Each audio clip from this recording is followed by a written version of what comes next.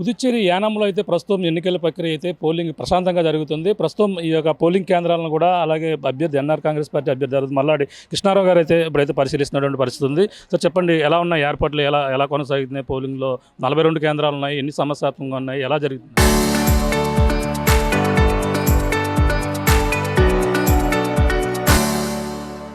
అంటే సమస్యాత్మకంగా ఉన్నాయి. 13 బూత్లను డిక్లేర్ చేశారు, కానీ అంత ఆ పొజిషన్లో అనిపించలేదు. కొంచెం ఎమోషన్లు ఉంటాయి. ఇప్పుడు క్యాండిడేట్ అడగొచ్చి అక్కడ స్టాండ్ అయ్యేప్పటికి ఎమోషనల్ అవుతుంటారు.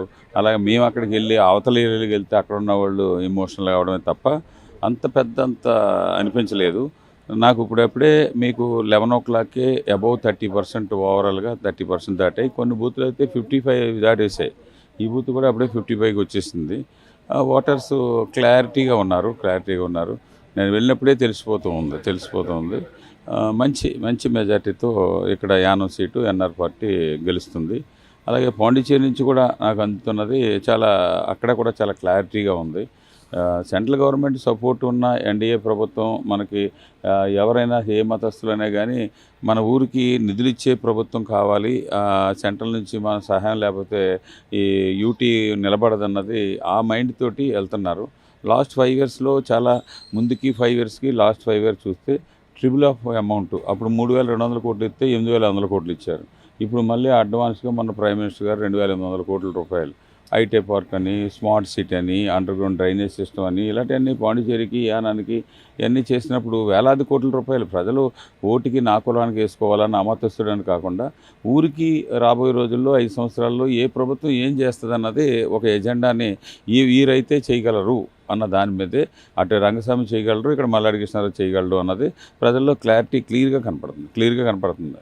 అంటే కావాలనుకున్న బూతుల దగ్గర వివాదాలు సృష్టించే అవకాశం ఉందని కూడా అనుమానాలు వ్యక్తం చేస్తున్నారండి మీ ప్రత్యర్థి. అంటే అతను కుర్సాన్పేట బూత్ దగ్గర అలా స్టాండ్ అయిపోయి ఉండడం, ఒక 2-3 minutes స్టాండ్ అంటే పర్వాలేదు. అలాగే క్యాండిడేట్ కూడా లోపలికి ఏజెంట్ కాని వెళ్ళిపోవడం, గొడవలు వస్తాయి. నేను సింగిల్గానే ఉన్నాను. ఎక్కడికి కూడా నేను సాధారణంగా టెన్షన్స్ ఉన్న ఏరియాకి కూడా నేను వెళ్ళను. ఇప్పుడు కనకాలపేట ఉందనుకో, ఒక రౌండ్ వెళ్ళాను, ఇంకొక రౌండ్ వెళ్తాను అంతే. అక్కడికి నేను వెళ్ళేటప్పటికి అక్కడ టెన్షన్స్ క్రియేట్ అవుతాయి. మనం క్రియేట్ అవ్వడానికి కాదు, ఉన్న సమస్యని సాల్వ్ చేయడానికి ఉండేవాళ్ళం. మనం ఆ విధంగా ఉండాలి. ప్రజలు చాలా ఇదిలో ఉన్నారు. నేను చెప్పిన ఎజెండా కూడా, నేను రాబోయే రోజుల్లో ఏం చేస్తానని చెప్పింది కూడా ప్రజలు బాగా విశ్వసిస్తున్నారు. ఈ 5 సంవత్సరాల్లో వారు ఫెయిల్ అవ్వడంతో దాన్ని ఇంకా నా మీద ఉన్నది ఇంకా గౌరవం ఇంకా పెరిగిందండి. ఇప్పటివరకు అన్ని ప్రశాంతంగా జరిగిందంటే మీ వాహనం ఏదో ఢీక్కుందని చెప్పేసి ఒక వీడియో ఒకటి మాస్క్ పెట్టుకుని ఒక అతను వైరల్ చేస్తున్నారు. అదేనా స్టంట్ అనుకోవచ్చు? అదన్నీ ఈ అశోక్ ఇలాంటివన్నీ కూడా ఎన్ని ట్రిక్స్.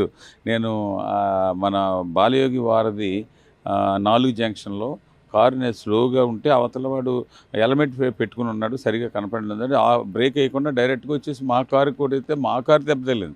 అతనికి ఏమి ఇలా పడిపోతే వెంటనే హెల్మెట్ ఉన్నది. వెంటనే ఇంకా నేను అక్కడ ఉన్న వాళ్ళు ఆ అబ్బాయిని అంత స్పీడ్గా ఎందుకు వచ్చావు, హార్న్ కొడుతున్నాడు కదా అని అంటే వాడు సారీ అని చెప్పాడు. కానీ దాని తర్వాత మళ్ళీ వెనకాల ఎవరో ఇచ్చేసి చేసేది తప్ప అటువంటిది ఒక చిన్న 1% కూడా అటువంటిది లేదు. ఎలా ఉందో, ఎంతవరకు పోలింగ్ అవే అవకాశం ఉందనుకుంటున్నారు? అంటే ఇప్పటికి యావరేజ్ పోలింగ్ అప్పుడే 40%కి వచ్చేసింది. నా ఉద్దేశ ప్రకారం 93-94% పోలింగ్ అవుతుంది. ఇంకా గట్టిగా లాగితే 95 వరకు కూడా రావచ్చు. 94కి డెఫినెట్గా వస్తుంది అన్నది నా ఆలోచన. అంటే ఉదయం నుంచి కూడా జనం తండోపతండాలకు వస్తున్నారు. అలాగే గత ఎన్నో ఎన్నికలు చూశారు, ఇప్పుడు పోలింగ్ కూడా అదే విధంగా జరుగుతుంది అనుకోవచ్చు. అంతే, ముందు కూడా ఎప్పుడు కూడా 91-92% అవుతుంది. ఇప్పుడు లేటెస్ట్గా ఊర్లో లేని ఓట్లన్నీ తొలగించారు, డెత్ కూడా అప్డేట్ చేశారు కాబట్టి ఆ పర్సంటేజ్ ఎక్కువగా ఉంటుంది. ఇప్పుడు 39,000-40,000 లోపు ఉన్నదాన్ని ఇప్పుడు 38,000కి వచ్చాయి. 2,000 ఓట్లు వాళ్ళు ఉండొచ్చు, లేకపోవచ్చు. అందులో 400-500 చనిపోయిన వాళ్ళు.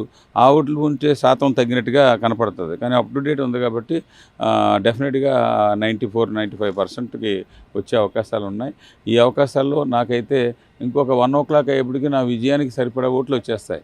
ఆ 1 తర్వాత ఏదొచ్చిన ఓటల్లో కూడా ఇంకా మెజార్టీలో ఉంటుంది. మంచి మెజార్టీ వస్తుంది. అంటే మొదటి నుంచి కూడా మీరు ఈరోజు సాయంత్రానికి మీ ప్రత్యర్థి వెళ్ళిపోతారని కూడా చెప్పుకొస్తున్నారు. ఎంతవరకు అంటే చూస్తే ఇప్పుడే వెళ్ళిపోవాలని అనుకుంటాడు, కానీ ఉన్నదన్నా తప్ప ఎక్కడ అంతా శుద్ర పూజలతో చూడండి. ఏజెంట్లు కాడి నుంచి అందరూ బ్లాక్ డ్రెస్లే, బ్లాక్ షర్ట్లు. నేను ముందు నుంచి అంటున్నాను, శుద్ర పూజలు చేసి కూడా ఇది బ్లాక్ డ్రెస్ మెయింటైన్ చేస్తాడు ఎక్కువగా. ఎందుకంటే ఆ పూజలు చేసే వాళ్ళకి బ్లాక్ వేసుకొని చేసుకోవాలి అని చెప్పి చెప్తుంటారు. దాని మీద అతను కాకుండా మొత్తం ఆ ఏజెంట్లు కూడా బ్లాక్ డ్రెస్సులతోటి ఇచ్చేస్తున్నాడు. అది ప్రజలు ఇతన్ని బై బై చెప్పాలనుకున్నప్పుడు ఏ సుందర పూజ చేసినా కూడా ఏది పనిచేయదు. బై బై యానం వైట్ ప్రశాంతత నేను ఎప్పుడు ప్రశాంతంగా ఉంటాను. నేను ప్రాబ్లం సాల్వ్ చేసేవాడిని, ప్రాబ్లం క్రియేట్ చేసేది అది. ఊరు శుభ్రం చేసేవాడు నేను, చెత్త చల్లి కూడా ఆడు. ప్యాకెట్లు రాకూడదని కూడా నేను, ప్యాకెట్లు ఉండాలన్న వాళ్ళు. కమిషన్లు తీసుకోకూడదు నేనంటే కమిషన్ కావాలనుకునే వాళ్ళు. అందుకని అన్నీ కూడా ఇంకా 4 hours 5 hours అయితే బై బై కాకినాడే.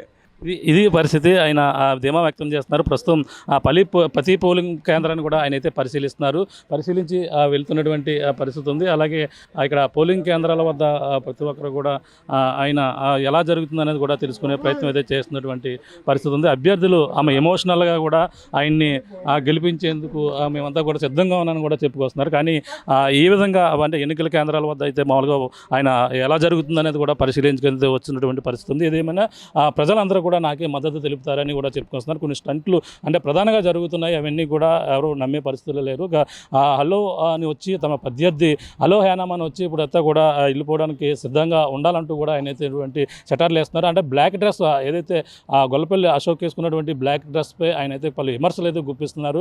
ఈ విధంగా క్షుద్ర పూజలు చేస్తూ ఉన్న వాళ్ళు ఇటువంటి బ్లాక్ డ్రెస్లు వేసుకుంటారంటూ కూడా ఆయన ఈ విధంగా చెప్తున్నటువంటి పరిస్థితి ఉంది. ఏదేమైనా యానం ప్రజలు నమ్మే పరిస్థితి లేరు. గత ఎన్నికల మాదిరిగానే ఇప్పుడు పోలింగ్ సార్లు చూసుకుంటే ప్రతి ఒక్కరు కూడా 1 గంట లోపలనే నాకు ఆ విజయానికి కావాల్సినటువంటి ఓట్లన్నీ కూడా నమోదయ్యే అవకాశాలు అయితే క్లియర్ కట్గా కనబడుతున్నాయని కూడా ధీమా వ్యక్తం చేస్తున్నారు. ఏదేమైనా ప్రశాంతమైనటువంటి వాతావరణంలో యానంలో ఎన్నికలైతే 42 పోలింగ్ బూత్ కేంద్రాల వద్ద జరుగుతున్న నేపథ్యంలోనే మొత్తం వివాదాస్పదంగా 13 ఉన్నాయి. అక్కడ కావాలని ఉద్దేశపూర్వకంగా కొంతమంది చేసే అవకాశాలు ఉన్న నేపథ్యంలో అక్కడ మొత్తం నిరంతరం కూడా సీసీ కెమెరాల పర్యవేక్షణలో ఈ యొక్క పోలింగ్ అయితే జరుగుతున్నటువంటి పరిస్థితి ఉంది. ఏదేమైనా తమ గెలుపు తథ్యమంటూ కూడా మల్లాడి కృష్ణారావు అయితే ధీమా వ్యక్తం చేస్తున్నటువంటి పరిస్థితి ప్రధానంగా కనపడుతుందని చెప్పాలి. ఇది కూడా తాజా పరిస్థితి. ప్రకాష్ RTV యానం నుంచి.